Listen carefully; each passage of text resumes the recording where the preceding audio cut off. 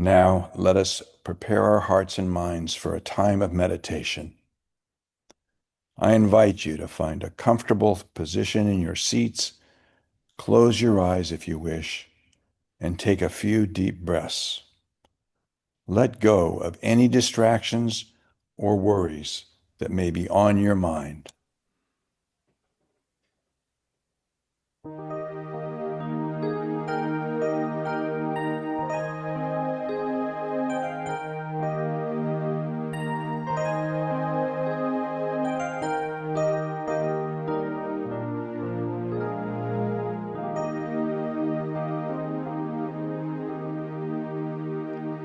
When I pray, I feel my heart goes deeper. My heart goes deeper into my God. When I pray, I feel my heart goes deeper. My heart goes deeper into my God. Right here, right now, right where I am, I pray.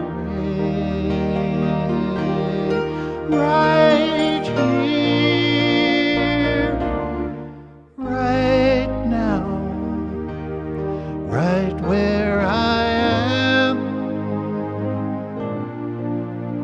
I pray.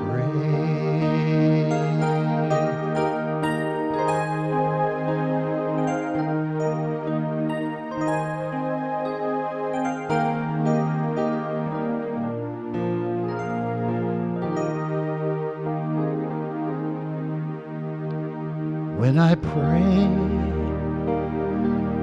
I feel my love goes deeper. My love goes deeper into my God. When I pray, I feel my love goes deeper. My love goes deeper into my God. Right here, right now, right where I am, I pray. Right here, right now, right where I am, I pray.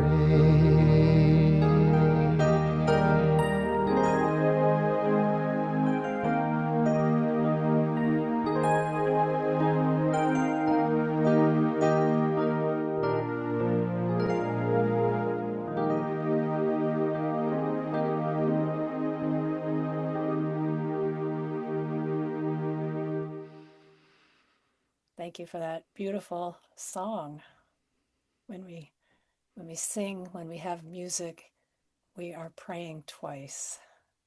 So let's move into that time of meditation as we sink our awareness deep, deep within the body. Just imagine right now that you are moving your attention downward in the body and feeling your divine connection with the earth as you feel the soles of your feet. Feel yourself grounded, connected,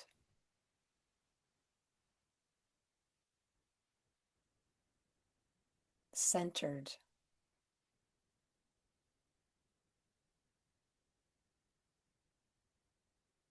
Now we move our attention slowly upward through the body, Noticing any places of tension and gently relaxing those tense places. Releasing that tension.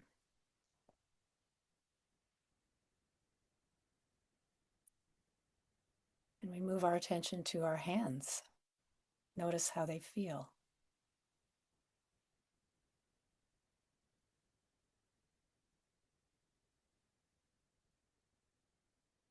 And if we're sitting in a chair with a backing, we notice our back against the chair. How's that feel? To be contained in this moment, to be supported.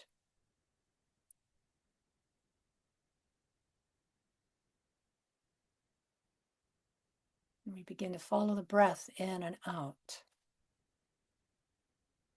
letting it anchor us even deeper, only inhabit the moment.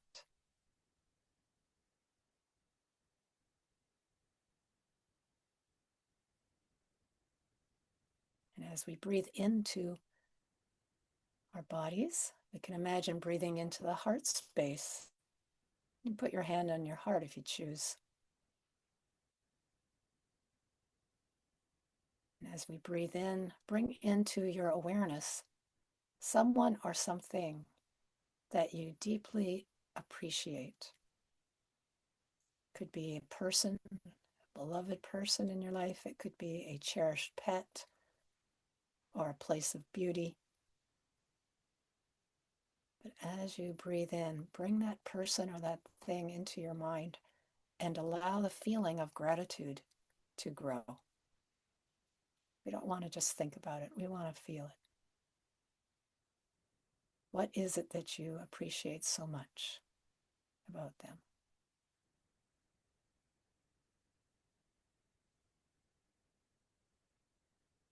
And now with the next in-breath, we let that feeling expand beyond the heart, filling our bodies. And notice how that feels to have every single cell being invigorated and blessed by this healing vibration of gratitude, of appreciation.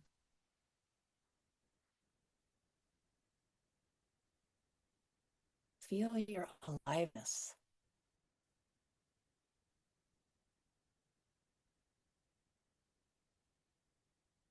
And now let that feeling move beyond the body, creating an energetic field of harmony, appreciation, peace.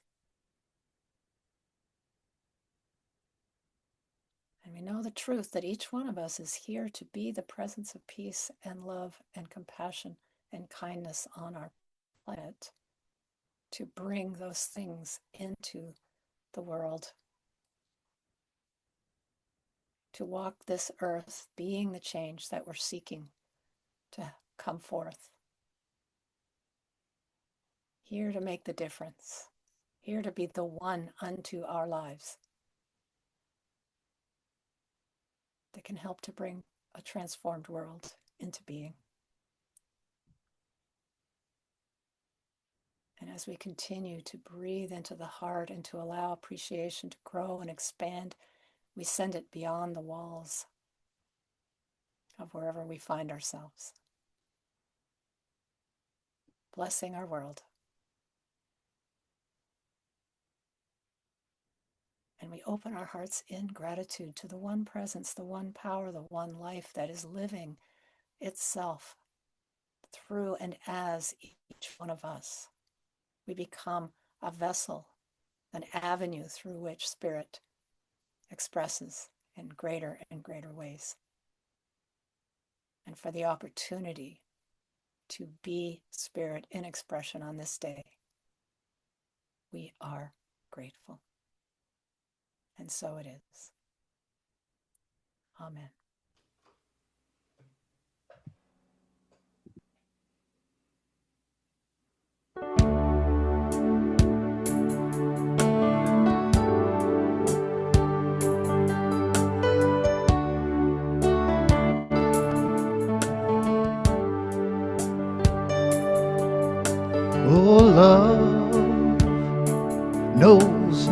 limits. You know love knows no bounds.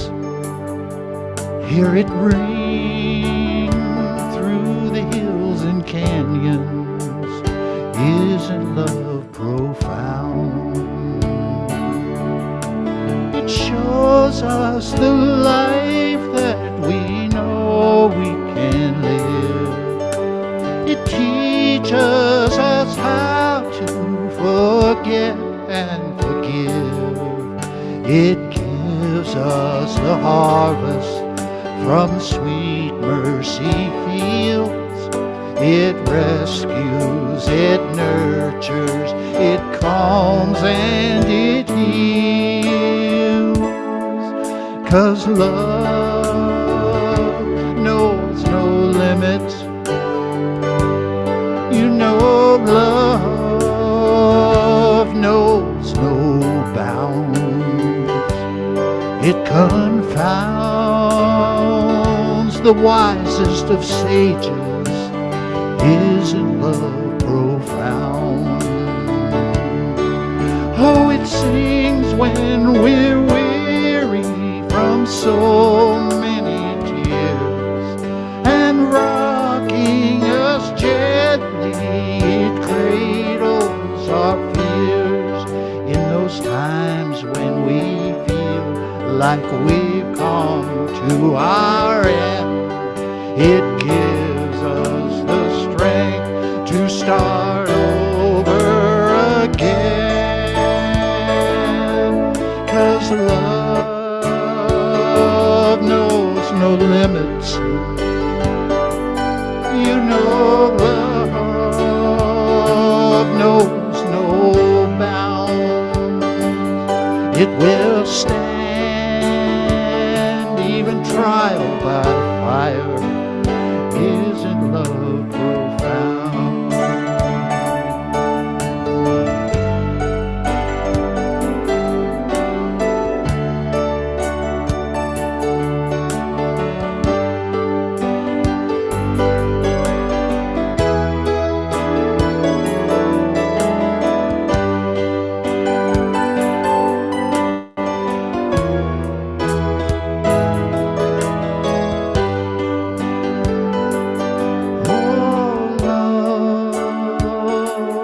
Knows no limits.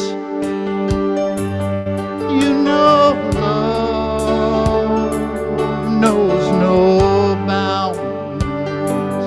Hear it ring through the hills and canyons. And isn't love profound? Isn't love profound?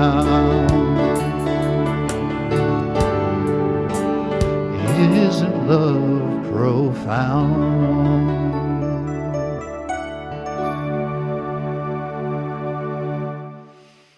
The music ministry of David Trolley. Thank you. Love is profound, isn't it? Wow. And I'm just so excited to have our guest speaker here this morning, one of my favorite people. And the reason I like her so much is because we're always complimenting each other, and that's fun.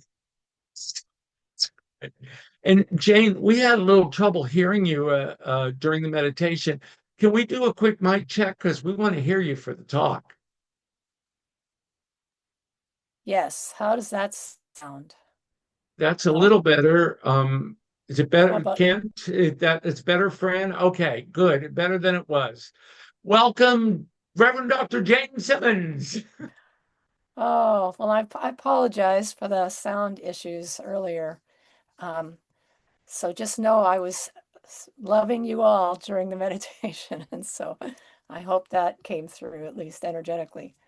I always love being with you folks. It's just one of my real joys to visit Unity of Davis, and I really appreciate being invited to be here today. I am going to share my screen. I'm also going to turn off my camera because that can sometimes interfere with my bandwidth here in Kettle Falls, Washington. So I think it's best I do that, and then we won't have any more issues. All right. Well, my talk title, as you've heard, is Believe, Behave, Become. And that title is a formula for manifestation that was coined by Dr. Joe Dispenza. You're going to hear a little bit more about him later. And it describes much of the research that I started doing around how and why prayer works. I started to research that. And as I dove into the topic of how prayer works, I realized, well, wait a minute, I have to back up a little bit because there was another question I had to answer first in my own mind. And it was, well, does it work? Does prayer work? Before I could get to the how and why, I needed to go there first. And the short answer I came up with was yes and. Yes and. I once read an indigenous perspective that said it rains in the Amazon because the trees want it to. And I just love this wonderfully poetic observation that basically describes precipitation. Water held in the soil is lifted through the trees, through the roots, released through its leaves, and then the atmosphere becomes laden with moisture and the rains fall. And I was struck by the interconnection, the interdependence of the web of life in this description. And I realized something. Prayer works in much the same way. Why? Because there's only one presence and one power. And when we get into a divine flow of giving and receiving, the way the tree is doing, we then become avenues through which what we desire to manifest now has the possibility, the potentiality to do so. So the question becomes, how do we get into that flow? Is it by repeating words of a prayer rote from memory before bed or meals? Is it by making deals with the universe, beseeching the divine for help? Well, maybe. I mean, we never want to judge a method of prayer as being wrong. Perhaps for me, those methods would not be effective or helpful. But for others, they can be. I've heard many a story in 12-step meetings where the help me God on my knees prayer was the turnaround point in a life hitting bottom.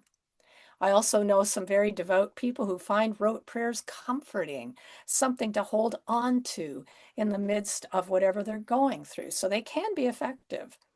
But that's because it's not really about the words. There's no divine prayer monitor scrutinizing our words and rolling their eyes saying, you call that a prayer? That one's not getting answered. No, that does not happen. The divine does not need a certain prescriptive phrase for a prayer to pass muster. What is needed, however, is emotion that the words of the prayer evoke. So here's a key question for us. What is the feeling behind the words? I once gave a talk where I brought up Unity's co-founder, Myrtle Fillmore's healing affirmation about being a child of God and not inheriting sickness. Afterwards, I had someone come up to me and share with me that the words of that affirmation did nothing for her. They contained no juice. In fact, they even turned her off. So I asked her, well, what words she did like to use in a prayer time that did turn her on. And immediately her countenance changed as she talked about words of gratitude. Now there was some inspiration, there was some emotion. It filled her body. I could see the effect it had on her. Meister Eckhart said, just the words thank you can be a very effective prayer. And I would add, when they're backed up with appreciation and gratitude, and when those emotions flood our bodies, we are moving into the realm of the Amazon rainforest where it rains because the trees want it to. We're getting into the magnetic flow. So whatever does that for you, use it. One of the most inspiring passages in the Christian scriptures for me is Philippians 4:8, and it goes like this, depending on which version you're reading. Whatever is true, whatever is noble or honorable, whatever is just or right, whatever is pure, whatever is lovely or pleasing, whatever is admirable or commendable, if there is any excellence, and if there's anything praiseworthy of, think about these things. Now, I can't read or hear those words without getting inspired. So you want to use whatever you can to get into that space. For Myrtle, it was hearing, I'm a child of God and therefore do not inherit sickness. Those words landed. In fact, they became her lifeline since she had just been given 6 months to live and told to get her affairs in order. And she had sons still at home. And she resonated with these words on her quest for wholeness. They excited her, they inspired her, they turned around her belief that she had a sickly body and was destined for an early death.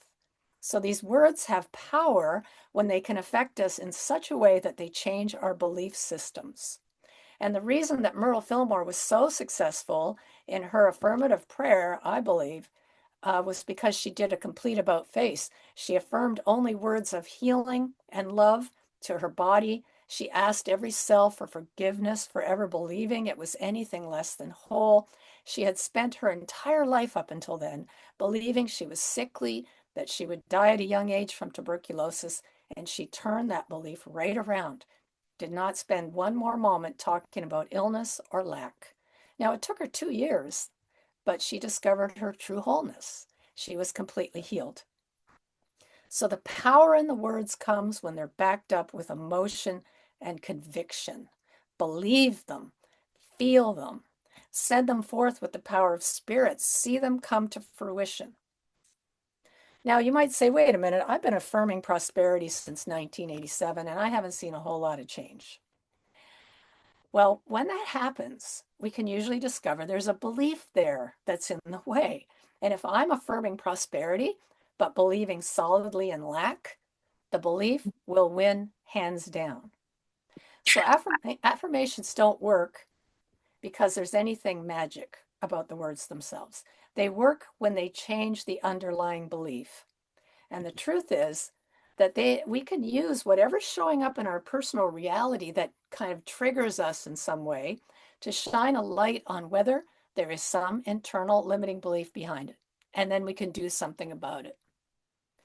So changing a limiting belief, well, guess what? It takes work. We have to get beyond just mentally visualizing. We have to actually enter into the feeling and the embodiment of the new belief. The educator Maria Montessori realized this when she said, imagination alone is not enough. We have to use strength and courage.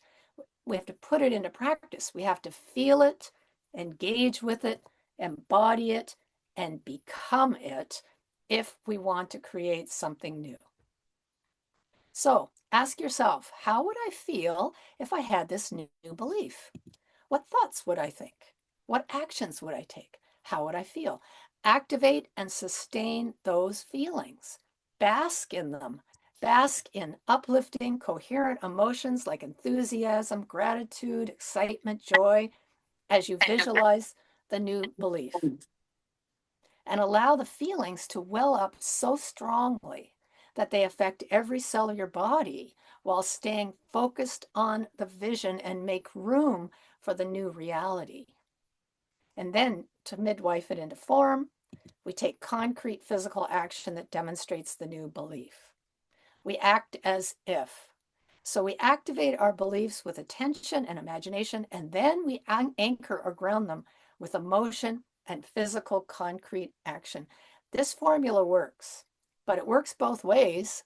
It's not in our best interest to reinforce limiting beliefs in any way because the same thing happens if they're limiting. If I have a core belief that tells me I'm unlovable or I'm unworthy or I don't measure up, those are not the beliefs that I want to strengthen and support. We ultimately become what we believe. And every time we release a limiting belief, the way gets paved for the divine to enter our consciousness in greater and greater expression. And opening comes as we come closer and closer into alignment with the presence and the power of the One. So the purpose of prayer and meditation, according to New Thought pioneer Ernest Holmes, is to become so filled with infinite wholeness that it reflects in everything we do. It spills out to others as we give it away. Just kind of breathe that in. We want to be so filled with infinite wholeness that it just can only move through us and affect everything around us. So we let this fountain of ever replenishing divine love fully express in the world. So practice activating and sustaining what it feels like to be whatever it is you want to experience until it becomes your reality. Do you want to experience wholeness, freedom? Do you want to become kinder, more compassionate? Practice embodying this future self that you wish to become. Believe, behave, become. Ernest Holmes points out that our inner thought content is the medium between cause and condition. So you want to sync your inner thought with the vibration of what you desire to become and what you want to see in the world. And I got to tell you, if I want to help create a kinder, more compassionate world, um, it's got to start within. I have to become kinder and more compassionate if I want to see it reflected back to me. So, as we become clear on what we desire to become and embody the feelings associated with that reality, sustaining them in the body long enough, they become our natural state. And then we work through any limiting beliefs that surface along the way that might be blocking it from coming forth. That's essentially how it all works. I mean, all of us are participating right now in a net of interconnected life energy. It's a shared energy field that's activated by focused intention. And when you actuate a part of that net with feelings vibrating at certain frequencies, those energy waves seek and connect with similar frequency energy waves. It's called harmonic resonance. These feeling waves leave your body, they seek connection with similar frequency waves in the shared field. So we are coalescing right now with an energetic imprint and resonating with the frequency at which we vibrate. We're talking here about quantum communication. It's wireless too, by the way. And it all works because there's only one presence and one power in the universe and in my life, God the good. Only one life living through and as each of us in myriad expressions, one interconnected web. And that's why it works. So we come into alignment with the vibrational match of what already exists within this oneness and potentiality. And as we sustain that frequency, it eventually is demonstrated in the manifest world. So, a practice that I've used successfully in this arena is something that Unity Eric Butterworth used to teach, and he called it the projected diary.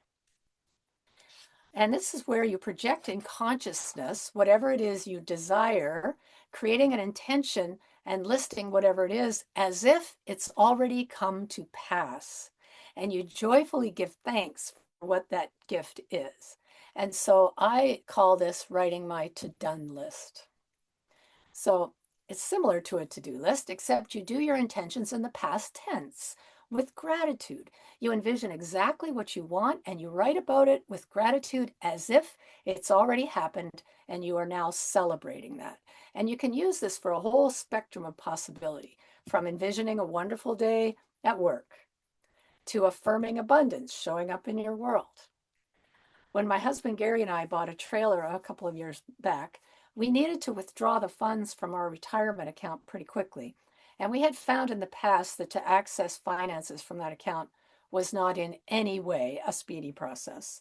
And we were in danger of losing this amazing deal that we'd found if we didn't get things done on time. So we did a to-done list. And lo and behold, we had it taken care of even faster than we had dared to hope. The whole process was one of ease and grace, so different from the previous one we'd had. And so we took uh, our trailer on a maiden voyage, had a wonderful trip. I want to say this is not woo-woo magic. The reason it works is because we get into a state of gratitude first. You know, Jesus always thanked God first. He was sharing a little tip for us by doing so. We get into gratitude first. We feel the way we're going to feel when it happens, and we sustain that feeling. And here's the thing, you might want to write this down. I think this is really important. The feeling of well-being that you're expecting to have when whatever's happening comes to pass, it's not the end goal. It's the prerequisite to having it happen. We have to get there first. So instead of saying, I'm going to be so happy when this happens, you you get that to that level of happiness first, and you start from that state of sustained happiness, and you bring yourself into a frequency of vibrational alignment with whatever it is you want to see coming forth, and you sustain it until it does. So Dr. Joe Dispenza, that I mentioned before, he speaks from experience about this magnetic power of embodied intention. When Dr. Joe was 23 years old with a relatively new chiropractic practice in California, he entered a triathlon. And after completing the swimming segment, he was now in the cycling portion and followed a policeman's direction, waving him around the corner. And as he did, a red four-wheel drive Bronco SUV going about 55 miles an hour slammed into his bike from behind, catapulted him into the air, then ran over him, dragging him for about 200 yards. He ended up with 6 broken vertebrae, compression fractures, shattered fragments throughout his body. And he woke up with pain, numbness, tingling, loss of feeling, impaired motor control. And an orthopedic surgeon showed him the results of all his testing with the news that he needed surgery to implant a Harrington rod. That would mean screwing and clamping 2 12-inch stainless steel rods along both sides of his spinal column. He might regain some ability to walk, but would be disabled. He'd have to deal with chronic pain for the rest of his life. If he didn't have the surgery, paralysis seemed certain. Now remember, he was a chiropractor, and the advice they gave him was the very same advice he would give anyone with injuries of this magnitude, and yet he decided against the surgery. He believed in the power of the body-mind to heal, but this was going to take that belief to a whole new level. Now, he wasn't going anywhere. He had to lie face down while healing, so he spent the next 3 months at the home of a friend, every day in his mind, reconstructing his spine, vertebra by vertebra, for 2 hours twice a day. He went within and created a picture of his intended result, a totally healed spine. And every time his mind wandered, he would start from the beginning and do the imagery all over again. Just like Myrtle Fillmore, he was highly motivated to do the work that needed to be done. And after this, for 6 weeks, something clicked in him. He became totally relaxed, totally present in his body and mind. There was no mental chatter, no analyzing, no thinking, no obsessing, just peace and silence. And from that moment forward, he started to notice some significant physiological changes. He was able to stay with the process with more conviction and a greater level of joy and inspiration. He started to imagine what it would be like to sit by the water's edge and enjoy a sunset, or to have a nice hot shower, or to meet up with friends at a restaurant. And he began to feel the way he would feel when those things occurred. He started to think about all of these future potentials and emotionally embracing each one of them, engaging with them. At 9.5 weeks after the accident, he stood up and walked back into his life with a full recovery, his wholeness completely restored. So again, we hear about the power of going beyond a belief, imagining what you wish to see and feeling the way you will feel when it manifests. Now, I'm not suggesting to anyone that you avoid seeking medical attention or decide against necessary surgery. Let's get clear on that. If we want to use this practice, we want to start small with beliefs that we can more easily shift. And besides that, I believe spirit can move very lovingly through medical professional hands. I recently had eye surgery, and I was able to put the whole thing into spirit's hands and experience the doctors, the nurses, as lovingly allowing spirit to move through them to bless me. And I was in a state of gratitude the whole time. It was very powerful. The reason Dr. Joe was able to do this is because he was able to move mountains of beliefs that he had previously held. The same for Myrtle, and that takes some work. So Dr. Joe refers to this as going beyond your yesterday self, feeling your way into the future, acting from the future that wants to emerge. He said, every time you tune into the energy of your future in the present moment, you're drawing it to you. And that's exactly what you're doing as you feel the way you're going to feel when your intention comes to fruition and you take action. You're drawing that future moment closer to manifestation. Myrtle says it this way: Spirit intends you to be a radiating center that will draw to you whatever you need to be well and strong and successful and prosperous. Wise words. And as we discover the depths of our true wholeness, we can bring about a transformed world. I truly believe that. So I invite you into this powerful practice. Set an intention. Try writing it in the past tense, joyously, with gratitude. Give thanks for its manifestation. Really go over the top on this one. Then activate and sustain the feeling of how you're going to feel when it comes to pass. Create a vibratory match with whatever it is you want to see in the world as you sustain that emotion and then embody the change. See it mirrored in the world around you. Do what you would be doing if this vision were already fulfilled. Act from the future that wants to emerge. That is the shortcut to creating the life that you want to live. Believe, behave, become. It's the key to how prayer works. And it's the formula for creating the life we want to live. Make no mistake, the benevolence of the universe has our backs. As we align with it, as we allow it to express, we transform not only ourselves, but the world around us. And that is how prayer works.